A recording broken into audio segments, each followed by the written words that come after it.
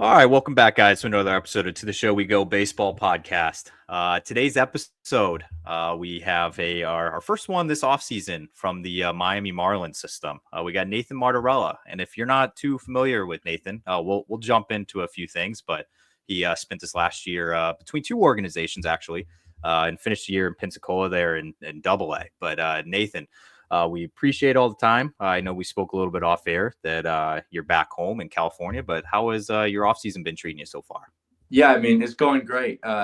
Anytime you end the year, you're kind of just hungry for the next year, So just anticipating that next full season, and everything's going good. Catching up with family and friends, and just excited to get back to it. Honestly.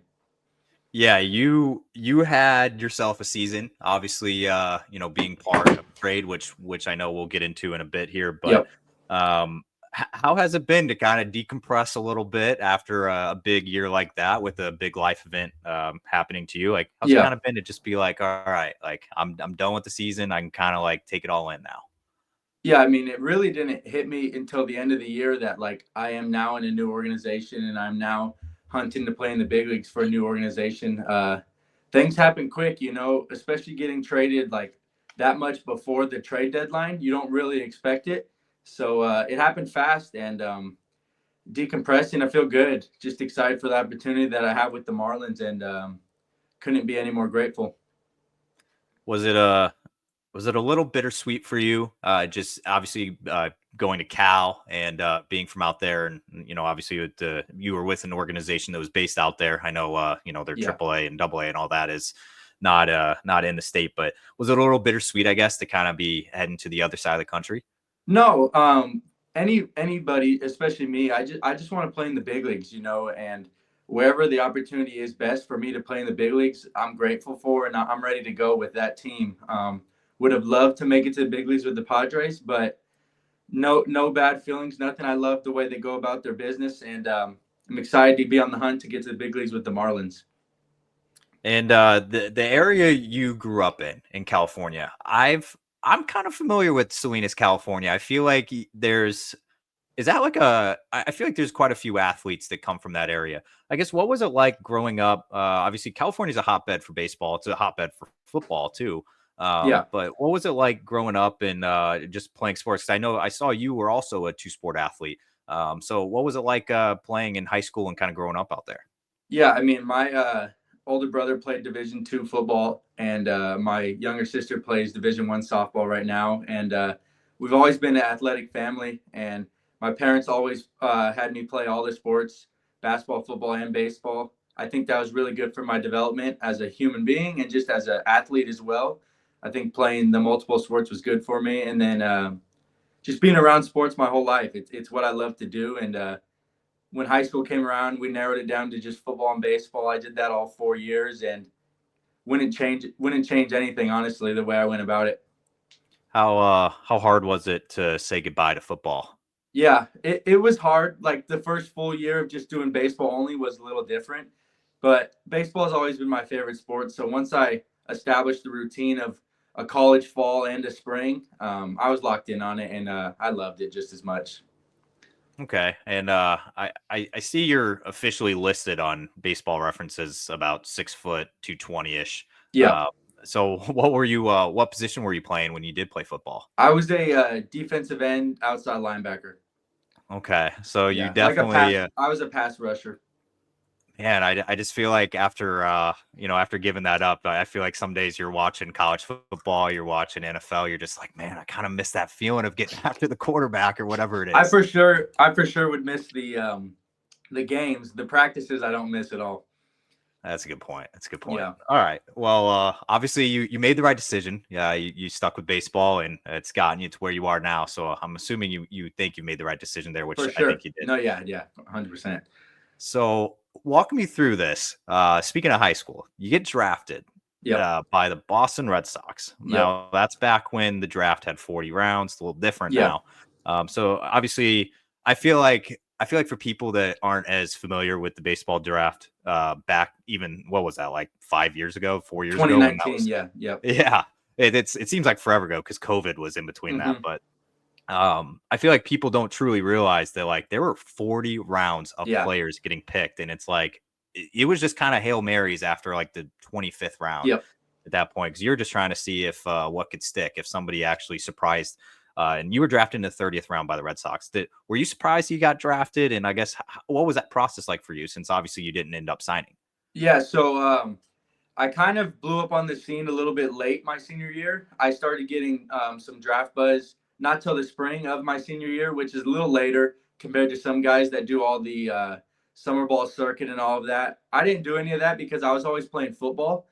So I didn't get my draft love until the spring, but it came quick. And next thing you know, there was a good amount of scouts watching all my high school games. And I established a good relationship with the Red Sox. Their local area scout would come watch me a lot, come work out with me, watch me hit BP and all that.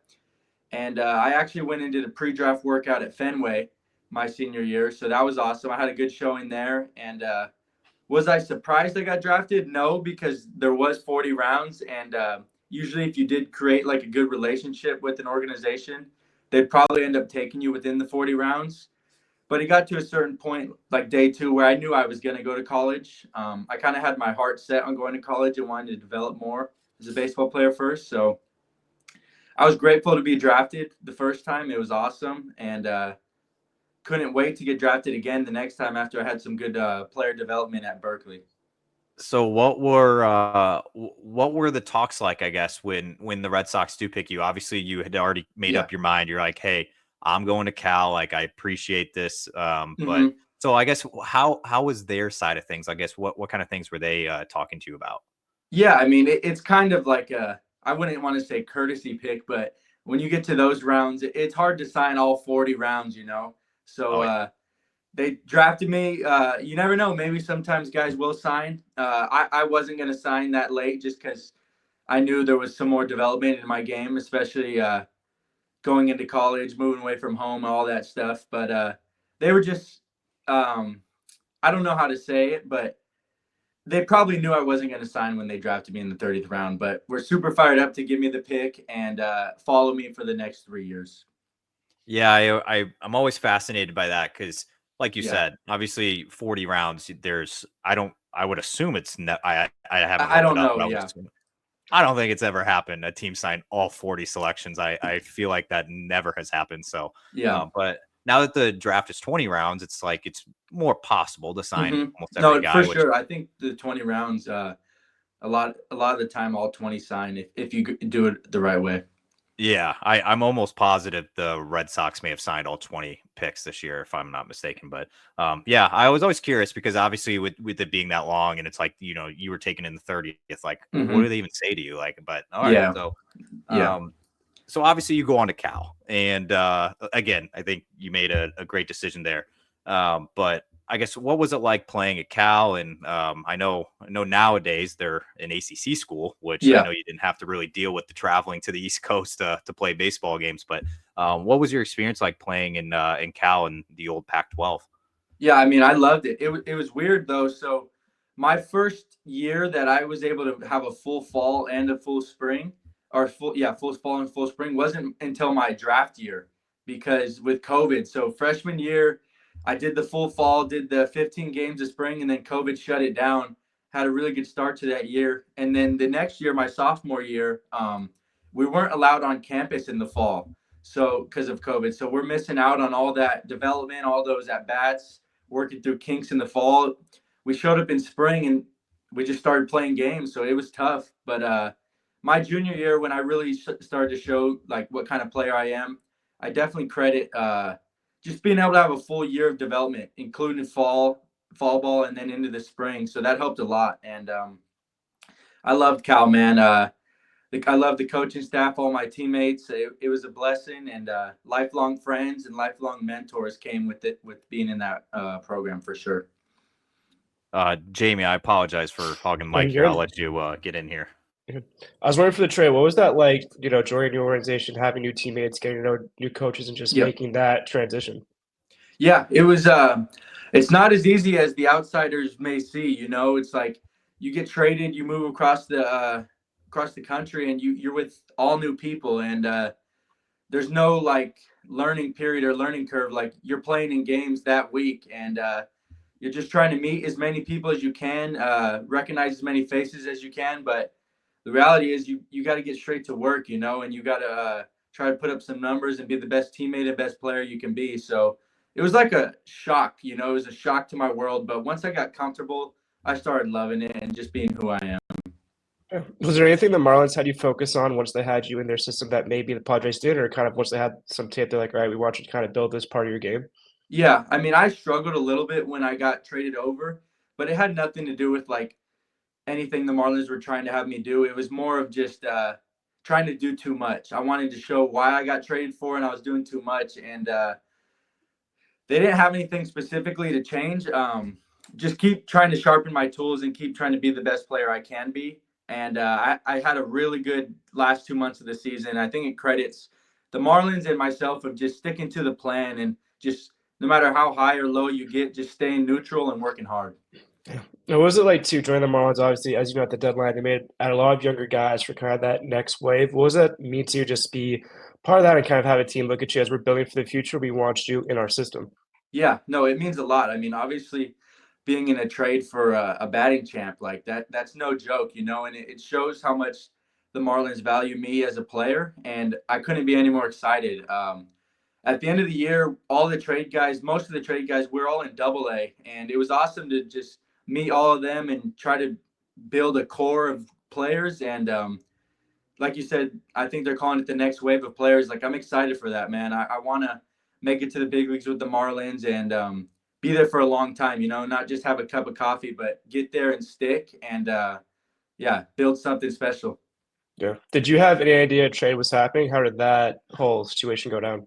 Yeah, I mean, not at that time. I obviously am familiar with like how the Padres do things. If you're a minor leaguer, you probably have a chance of getting traded if you've put up some good numbers. So obviously I'm aware of that, but I'm never really thinking of that because in order to get traded, you have to do something to get traded. So I'm just focused on being the best player I can be. And I did think I was probably going to get traded at some point just with the Cronenworth contract, but I didn't think it would be that early in the year. It's usually closer to the trade deadline when that was just after the first month of the season. Yeah.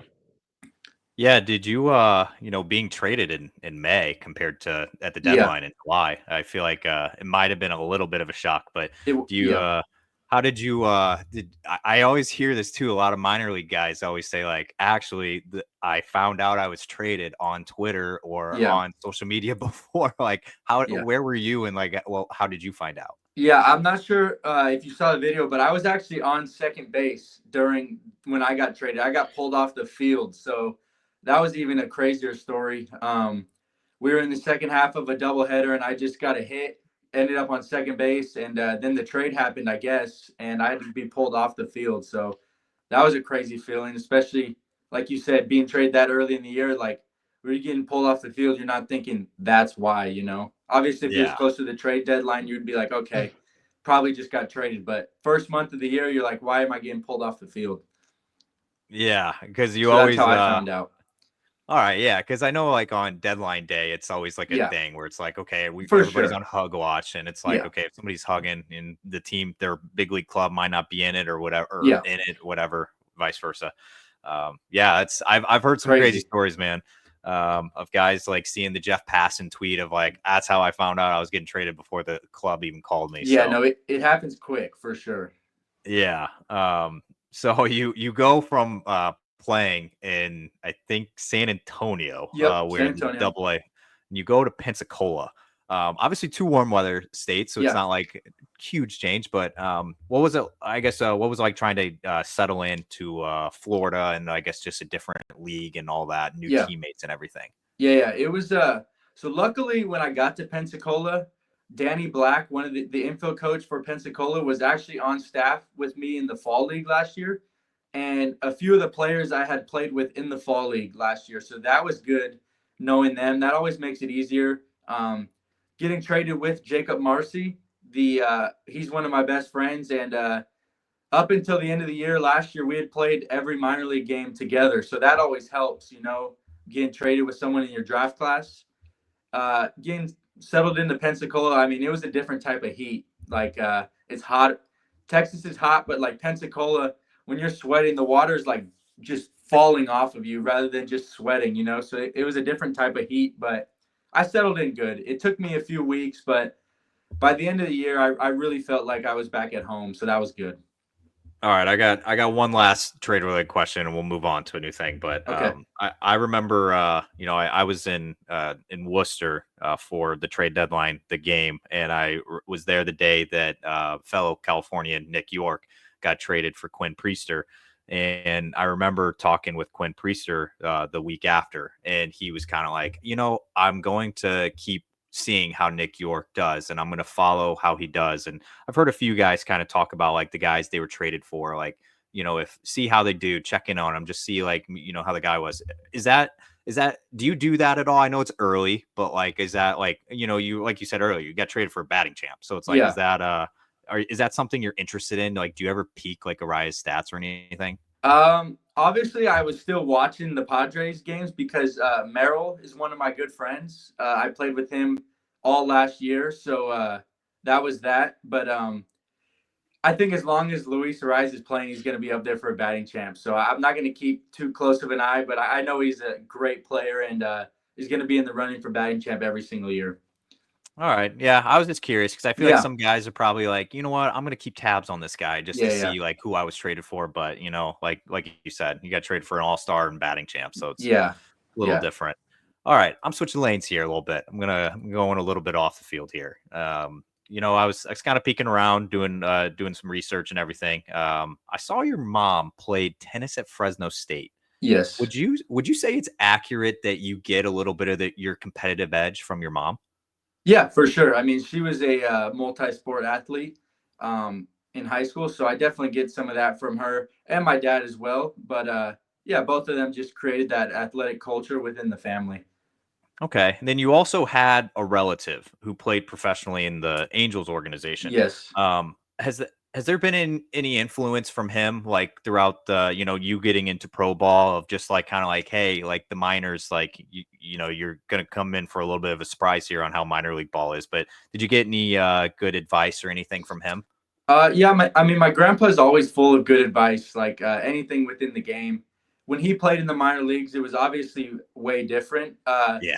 It was pretty cool. I got to play at the Quad City River Bandits when I was with the Padres last year, and that was actually his home field when he played. So it was really cool to experience that. But I've been lucky to also have some good mentors that have helped me. Noah Jackson from Cal, he is he's not with Cal Bears anymore, but he was my hitting coach. He's kind of helped me with everything, any question I've ever had. So my grandpa helped for sure, and I've been surrounded with some good people that could help me with any questions I have about the minor leagues also. Yeah, you brought that up a good point. It's definitely, the minor leagues is a whole different world than it was even 10 years ago. Yeah. With obviously all the new laws and everything that have passed to make the living conditions actually like livable. Livable, Compared to yeah. I mean, it was the Wild West back even Yeah, I heard 6 some years ago. crazy stories. All right. I want to find out a little bit about you off the field. We like to do this on the show where kind of put a little bit more behind the box score and everything, because I could read you off your stats from last year and everything. We talked about that all day, but I feel like a lot of people can just Google those. I'm going to be honest with you. Took a peek at the IG. You seem to be live, eat, sleep, breathe baseball, which is good. But what do you like to do in your free time? Yeah, I like to just hang out with family and friends. It's being on the road for half the year or more than half the year. It's like when I'm home, I like to spend as much time with my parents and my siblings as I can.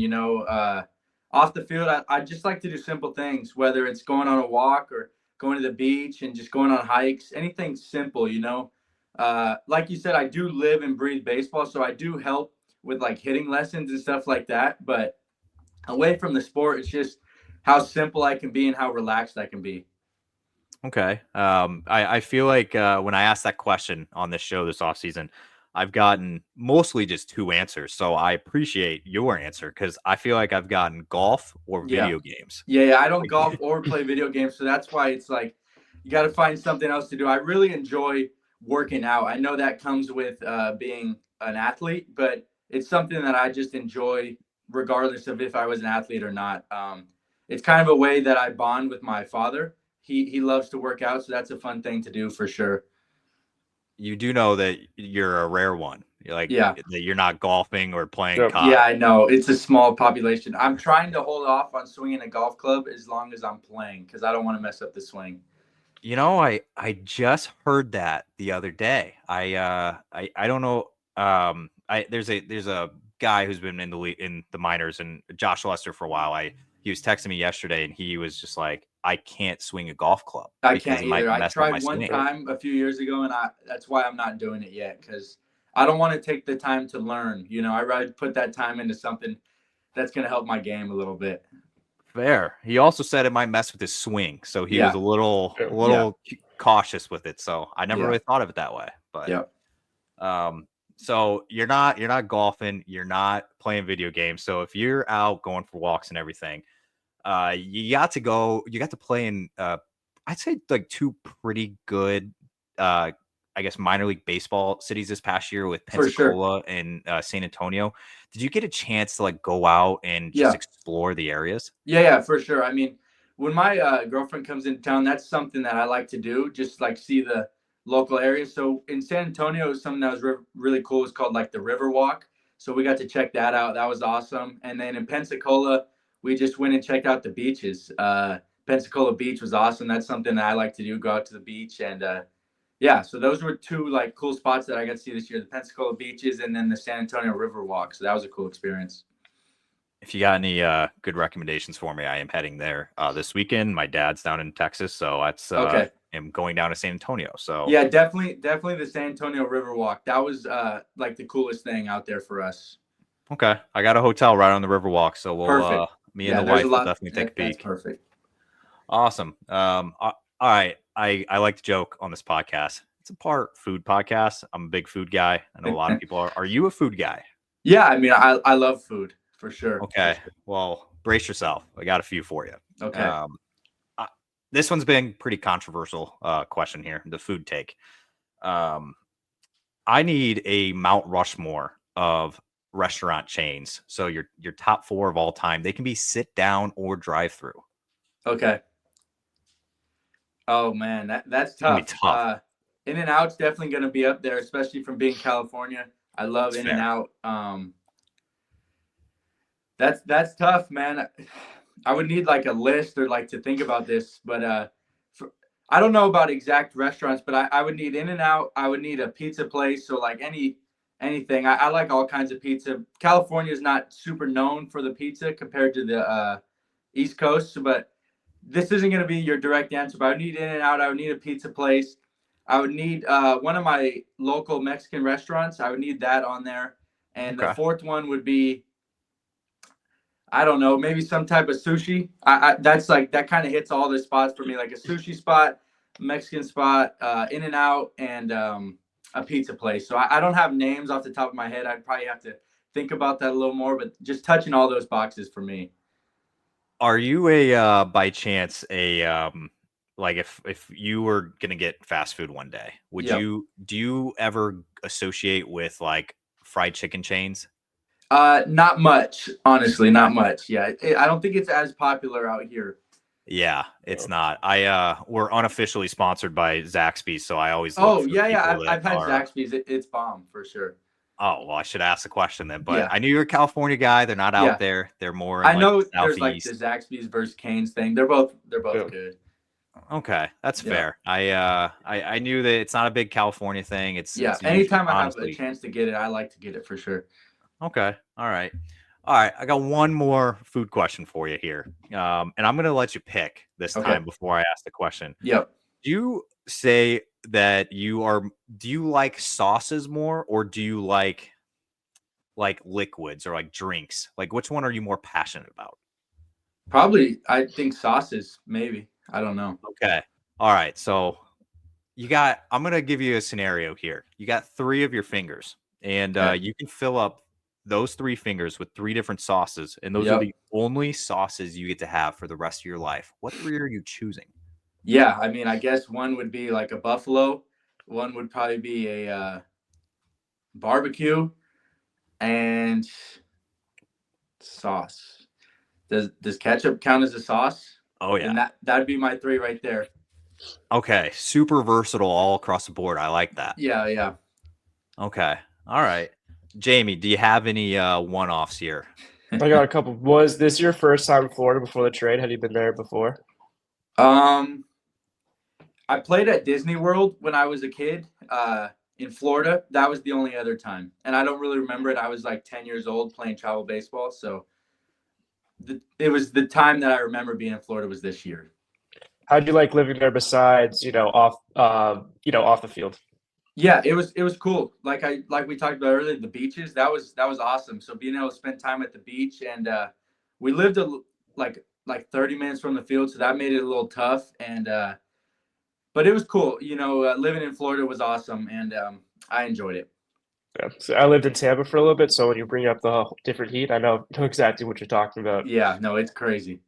And do you have a favorite minor league team you've played in and kind of city that you've played in? Yeah, I mean, I've thought about this before. I really liked the Twins AA. I forget the name of it, partially because of how the ball was flying there.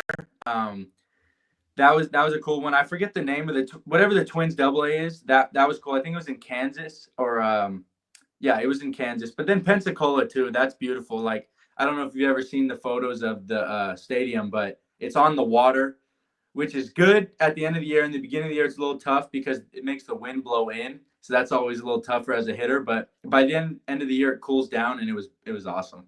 Yeah. And do you have a favorite baseball memory, whether it's from college or time in the minors, if you could pick one? Yeah, I mean, I think my favorite baseball memory would just be the day that I got drafted. You kind of work and you dedicate your life to that, and it's like there's a few steps. You want to get drafted, and then you want to make the big leagues. So it's like the day you get drafted, it's like, okay, my next goal now is to make the big leagues, and let's do whatever it takes to make that happen. So getting drafted was my first one. Yeah. I wouldn't I gotta ask this question to you. So I saw that you played in the Cape Yes. back in 2021. What was your experience like playing out there? Yeah, it was different. I had an old school coach with Mike Roberts. He's like a Cape legend. I enjoyed my time in the Cape. It was a little different because now they let the drafts later, so like draft guys come in and play first. So it's like I didn't really get to play every day until the end of the year, which was fine. It was good just being out there and experiencing it. But I loved it. I met some friends that I'm gonna stay in touch with forever, and it was just another great baseball experience in my life. Was Did I got one follow-up, Jamie. I'll Yeah. shoot to you. I asked this question to Cole Mathis, who we had on he's in the Cubs org, but he played in Katua, the same town you played in, Okay. a few years after you. But I asked him, I'm like, did you ever see that Freddie Prinze movie from like the early 2000s, Summer Catch? I forgot what the name of it is, but my wife made me watch it. It was about the Cape Cod Baseball League where he goes and like, I think it's him and like Charlie Sheen or something. They're like the main characters in it. And they go out and they're like on a Cape League team, and it shows like what they do like off the field, and they're like like hanging out on the beaches and like seeing all the rich homes and all that stuff. Was it off the field? How was your experience, I guess, just like being like down there by the beaches and everything? Yeah, I'm not gonna lie, I didn't do much during the time I was out there. I was kind of just all baseball, and when I wasn't playing baseball, I was kind of just relaxing and catching up on sleep and stuff like that. I'm not a big go out guy, so I don't really know. I didn't experience too much of that. That's fair. Yeah. Were you able to get in a lobster roll or any of those kind of doing Yeah. food My staples? host family had me try a lobster roll. Very good. Yeah, very good. What was the verdict if you could give it 1 to 5 stars? I'd give it like a 4.5, 5. I mean, especially because I never get to have them, so it was bomb. Do you remember if it was warm or cold? Oh man, I don't. Is there make a big difference if they're warm or cold? I think so. It's like a big thing that it's like the Maine style versus the Connecticut style. It's like one is cold with mayo, the other one's warm with butter. I think it had butter. I don't truly remember though, if I'm being honest. Okay. Yeah, I Yeah. figured I'd always ask if you ever do make it back out that way. It's Yeah. well, I mean, if you're once you Yeah, do get up to AAA, they're going up to they play Worcester sometimes, so for sure. I'm sure you might end up there. All right. I got a couple questions to kind of end us here. But I am a big guy into speaking things into existence where I just like to keep saying it until it comes true. So I'm not sure if you're the same way or not, or if Yeah, I you're believe in that also. I love that. okay, cool. So let's put you in this scenario. Say we're a year from now. Say we're in November of 2025. Hmm. Can you give me like one or two things that you would like to have spoken to existence to accomplish for next season? Yeah. I mean, the main thing for me is I would hope by this time next year I had made my MLB debut. I know you shooting high, but like that's the whole goal of playing, you know. So by this time next year, I would love to have made my debut. That's my number one goal, and whatever it takes to get there, I'm gonna definitely hit it head on. And so I was also this spring training coming up. It's going to be your Yeah. first spring training in the Yeah. Marlins organization. Yes, So I feel like it's a pretty big one for you. for sure. And last off season, you received an NRI to the Padres spring Yeah, I training. was in big league camp with the Padres. Yeah. Okay, so you've already kind of experienced being like the NRI and kind of get to be around some of the big leaguers and things like that. So what are you looking forward to the most as we're going into spring training in 2025? Yeah, I would say just having the Marlins see more of who I am as a player, the hard worker that I am, and building new relationships with the. I don't know any of the Marlins big leaguers yet, so that'll be cool. Just getting to meet people and just kind of showing who I am as a player. That's the main thing. Just keep continuing to show who I am as a player and what I bring to the table. All right, Nathan. I think we'll let you slide, but I want to thank you for hopping on the Yeah, show with us today and thank you obviously getting to guys. know you. And Yeah. we are going to be looking forward to seeing you off in the new org and the new spring training coming up here in a few months. But thank you so much for Perfect. hopping on. Of course. Yeah. Thank you guys for having me. Great.